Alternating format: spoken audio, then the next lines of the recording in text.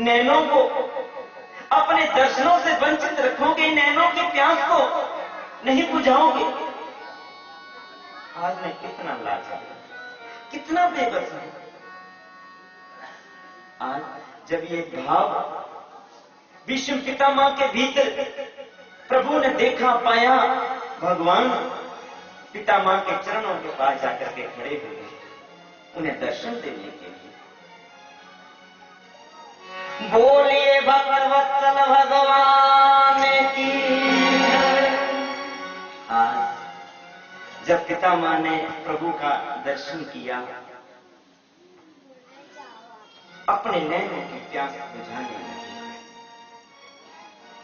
और भगवान कृष्ण भी मंद मंद मुस्कुराते हुए विष्णु पितामह को दर्शन देने लगे। आज पितामह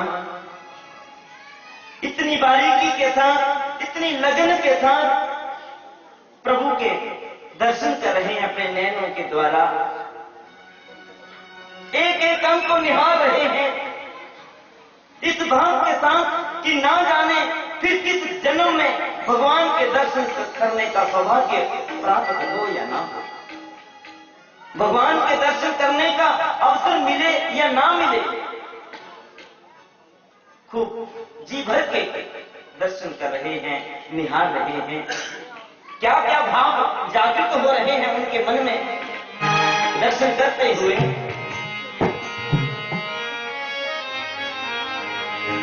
ओ तेरी मंद मंद मुस्कानिया पे, तेरी मंद मंद मुस्कानिया पे बलिहार सांवरे, बलिहार सांवरे, बलिहार सांवरे, बलिहार सांवरे। ओ तेरी मंद मंद मुस्कानिया पे, तेरी मंद मंद मुस्कानिया पे, तेरी मंद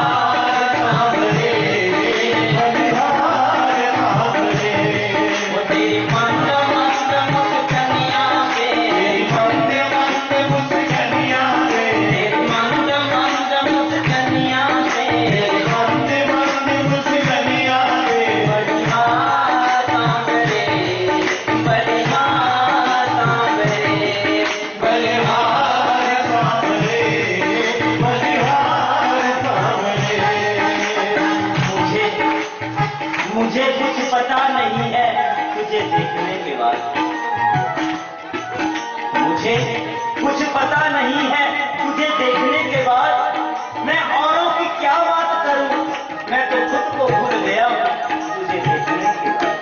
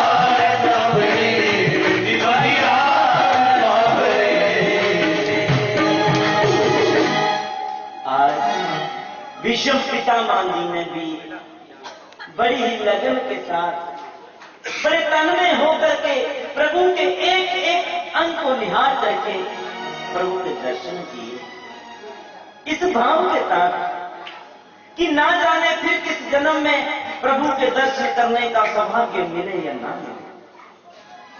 आज जी भर के प्रभु का दर्शन करके प्रभु की स्तुति करने लगे।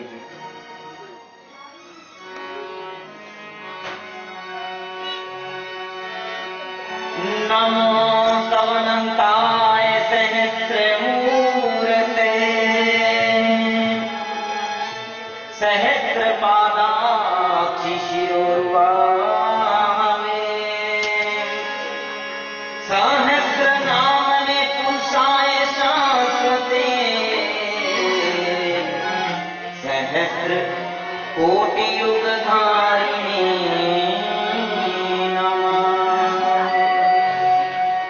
सहस्र कोटि युगधारिणे नमः। प्रभु की स्तुति की भागवत में यहां बताया है कि भीष्म पितामह जी ने 11 श्लोकों के द्वारा प्रभु की स्तुति की। जो भागवत में स्तुति बताई गई है भीष्म पितामह जी के द्वारा की गई, वो 11 श्लोकों के द्वारा, 11 श्लोकों के द्वारा ही क्यों स्तुति की? वो इसलिए क्योंकि उस दिन एकादशी तिथि थी और भीष्म पितामह जी ने जिस तिथि को अपनी देह त्यागी थी, उस दिन एकादशी तिथि। और किस मास की एकादशी थी? वो तिथि आज भी बीजम एकादशी के नाम से ही जानी जाती है। और ये तिथि आगे आ रही है। माघ मास के कृष्ण पक्ष की एकादशी तिथि के दिन ही अपने देह का त्याग किया था भीष्म पितामह जी ने प्रभु के दर्शन करके। जी भर की स्तुति की और उसके उपरांत क्या किया कि प्रभु के उसी स्वरूप को अपने नैनों के रास्ते अपने भीतर ले गए और अपने मन मंदिर में प्रभु के उस स्वरूप को धारण कर लिया। अपने मन मंदिर के सिंहासन में प्रभु को विराजमान किया और अपने नैनों को बंद कर दिया। अपने नैनों के द्वार को बंद कर लिया कि अब भगवान भीतर से बाहर ना आ।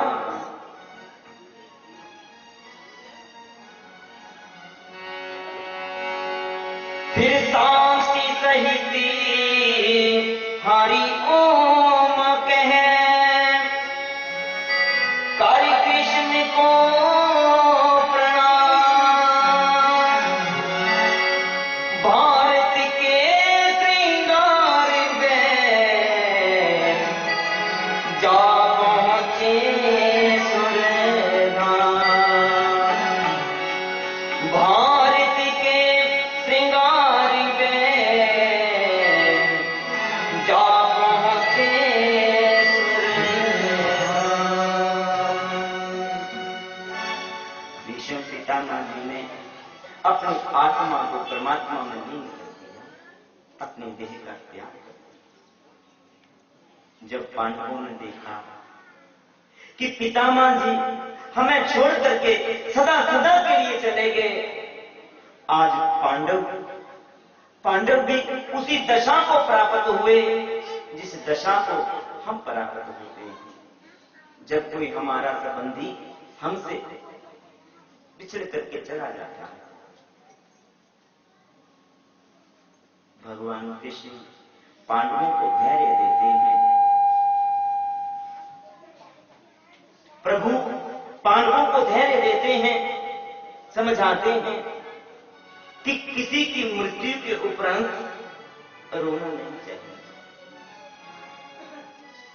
जिसका जन्म हुआ है उसकी मृत्यु भी एक न एक दिन जरूर होनी है और जो बात होनी है निश्चित है उसे स्वीकार करना चाहिए।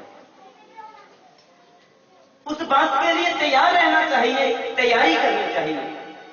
और कैसे तैयारी करनी चाहिए यही भागवत सिखाती है। आज प्रभु भी पांडवों को यही बता रहे हैं कि किसी की मृत्यु के उपरांत रोना नहीं चाहिए। मरने वाले की आत्मा को कष्ट पहुंचता है, पीड़ा पहुंचती है, इसलिए प्रयास करना चाहिए। हम मानते हैं जितनी बात ये कहना आसान है, कर पाना मुश्किल है, लेकिन प्रयास करना चाहिए। बंधु, हमारा जिससे जो संबंध है वो तभी तक है जब तक इन सांसों के आने जाने का क्रम जो है वो चल रहा है। जब सांसों के आने जाने का क्रम टूट जाएगा, जिससे जो रिश्ता बना है वो रिश्ता टूट जाएगा, टूट जाएगा। कि पर दो पल के हैं रिश्ते जग में, दो पल पलकों के पर्दे गिरते ही सब नाते मिट जाते हैं।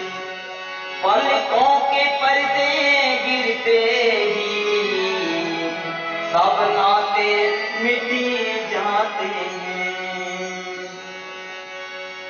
हमारा जिससे जो संबंध है वो तभी तक कायम है जब तक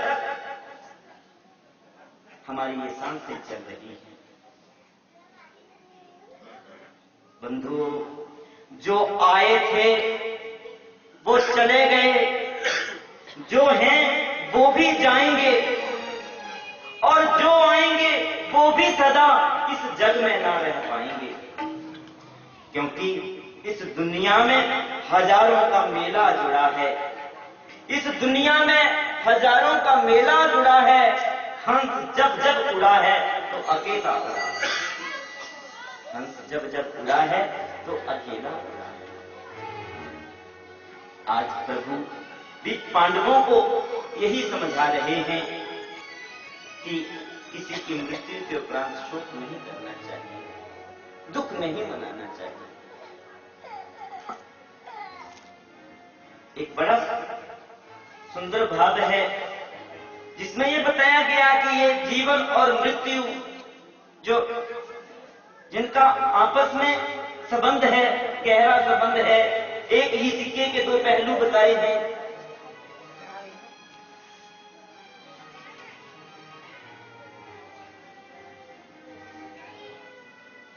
बड़ा सुंदर भाव है एक बार क्या हुआ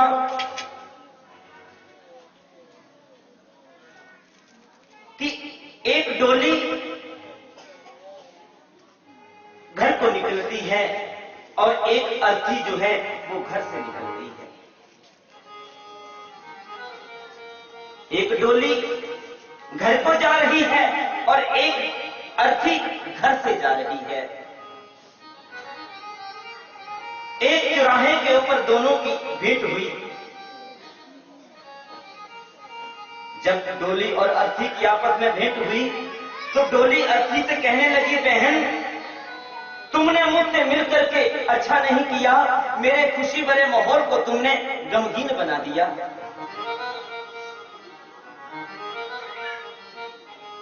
सुनकर के अर्थी कहने लगी डोली से, बहन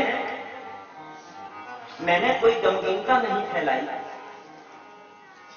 आज जिस रास्ते पे, जिस राह पे मैं जा रही हूं, कल को तुझे भी आना है। मेरा और तुम्हारा एक जैसा ही संबंध है। क्या बातचीत होती है डोली और अर्थी के बीच। एक डोली चली, एक अर्थी चली। एक डोली चली, एक अर्थी चली। फर्क दोनों में क्या है बता दो सखी। फर्क दोनों में क्या है बता दो सखी। एक डोली चली, एक अर्थी चली। एक डोली चली, एक अर्थी चली। फर्क दोनों में क्या है बता दो सखी। फर्क दोनों में क्या है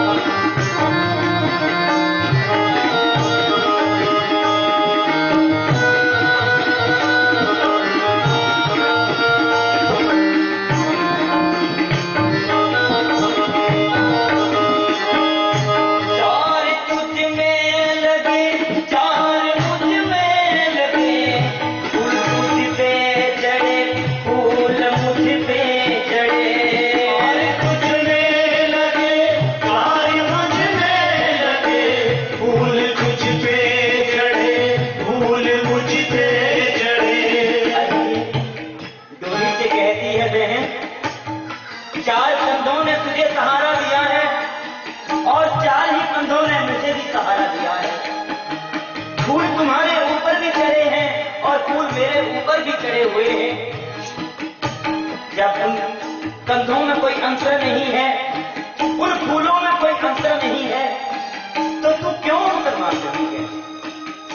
4 तुझ में लगे, 4 मुझ में लगे, फूल तुझ पे चढ़े, फूल मुझ पे चढ़े। 4 तुझ में लगे, 4 मुझ में लगे, फूल तुझ पे चढ़े, फूल मुझ पे चढ़े। फर्क दोनों में क्या है बता दो सखी, फर्क दोनों में क्या है बता दो सखी। तू पिया के चली, मैं पिया से चली, तू भी आगे चली, मेरी आगे चली। डोली चली, एक अर्थी चली, एक डोली चली, एक अर्थी चली। फर्क दोनों में क्या है बता दो सखी, फर्क दोनों में क्या है बता दो सखी।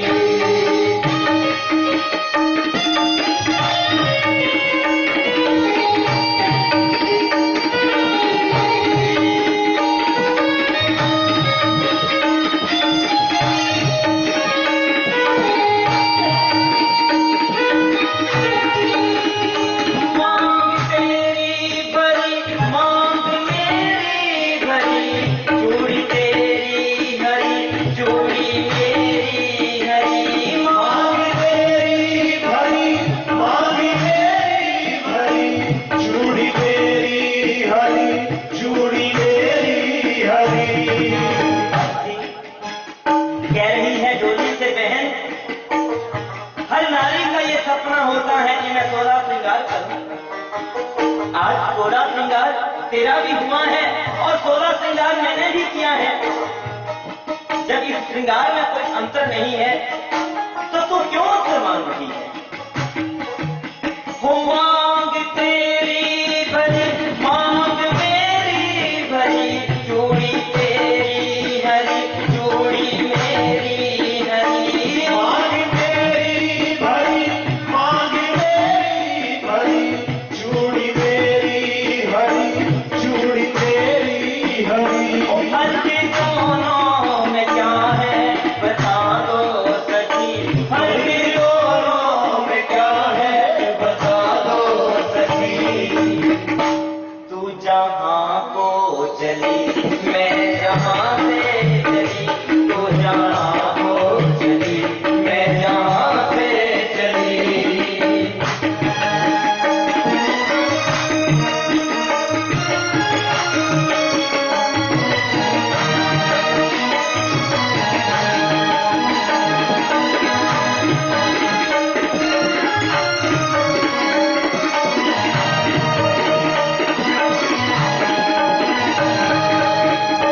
मुझको देखे पिया, मुझको देखे पिया, तेरे हंसते पिया, मेरे हंसते पिया।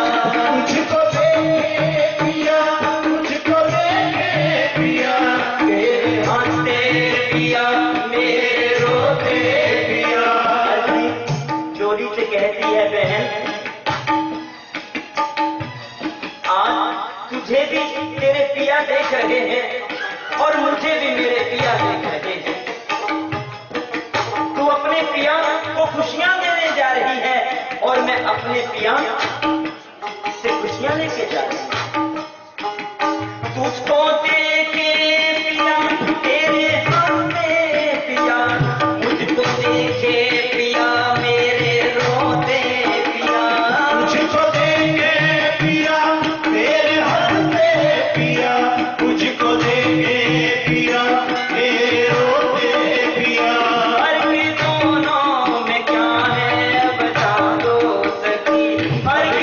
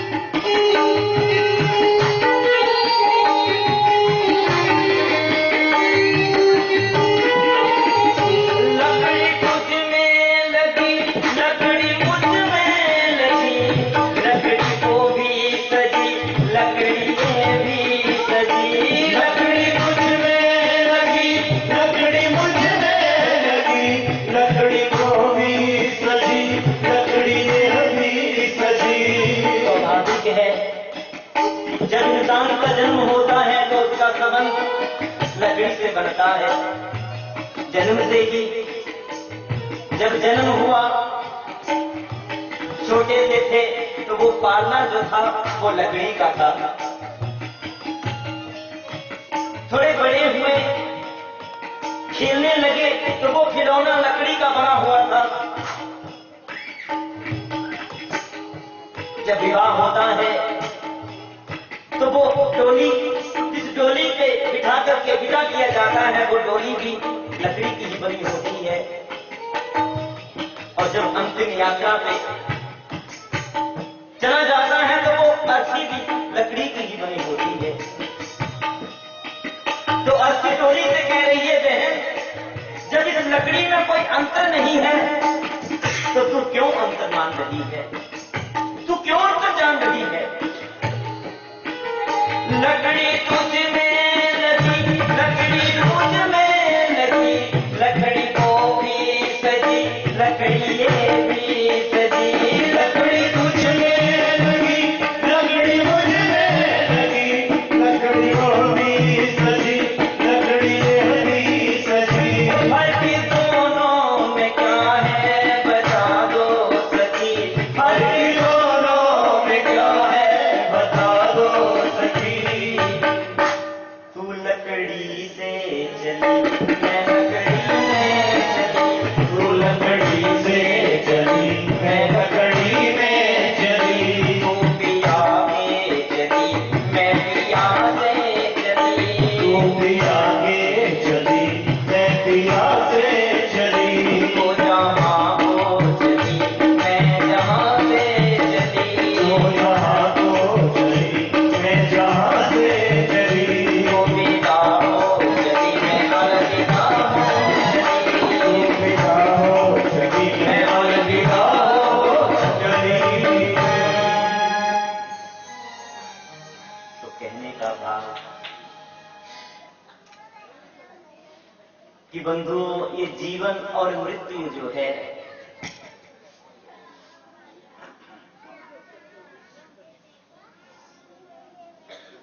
इनका आपस में एक जैसा ही संबंध है।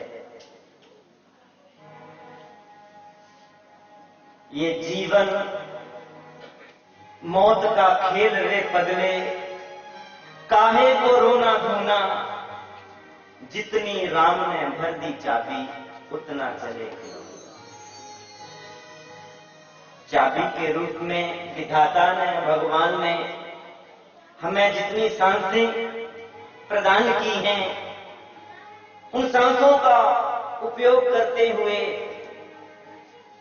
हर एक ने जाना है। तो जब हर एक ने जाना है तो इसे स्वीकार करना चाहिए और इसके लिए खूब तैयार होकर के जाना चाहिए। और क्या तैयारी करनी है ये भागवत सिखाती है। राम कथा हमें जीवन जीना सिखाती है, इस जीवन को कैसे जीना है। और भागवत कथा हमें मरना सिखाती है कि हमने कैसे मरना है। ये जीवन जो है वो हमें एक रस होकर के जीना चाहिए। खुशी में ज्यादा खुशी नहीं होना चाहिए और दुख में घबराना नहीं चाहिए, बड़े दुखी नहीं होना चाहिए। ये जिंदगी 2 दिन की है और सचमुच ये 2 दिन की है ना। आप भी कहते हैं, सुनते हैं, ये जिंदगी 2 दिन की है, क्या ले जाएंगे। भागवत भी यही कहती है, ये जिंदगी 2 दिन की ही है। इस 2 दिन की जिंदगी में एक दिन जो है वो हमारे पक्ष में है और एक दिन हमारे खिलाफ।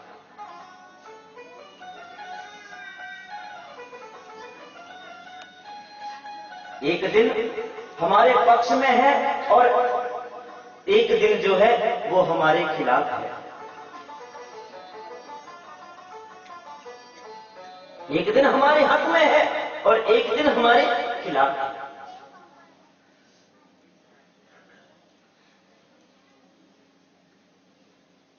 तो जो दिन हमारे हक में है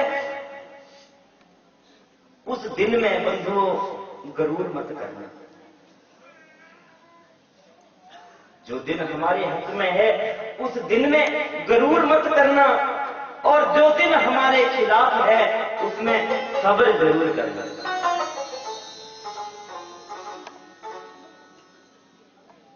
ये भागवत यही सूत्र सिखाती है दीन।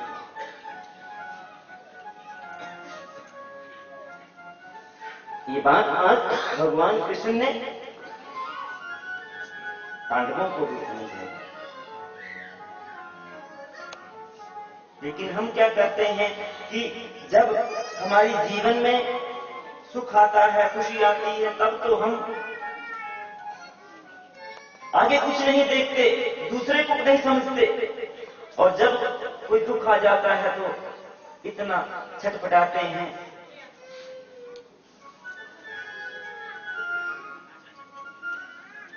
आज प्रभु ने भीष्म पितामह का संस्कार अपनी ही उपस्थिति में पांडवों से करवाया।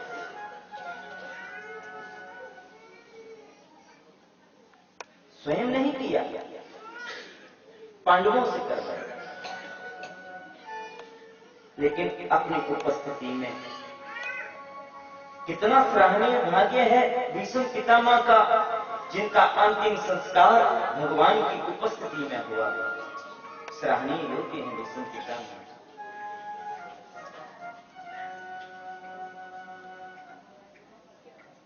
आज भीष्म पितामह का अंतिम संस्कार करवा करके भगवान कृष्ण उसके उपरांत हस्तिनापुर से द्वारका के लिए प्रस्थान करते हैं।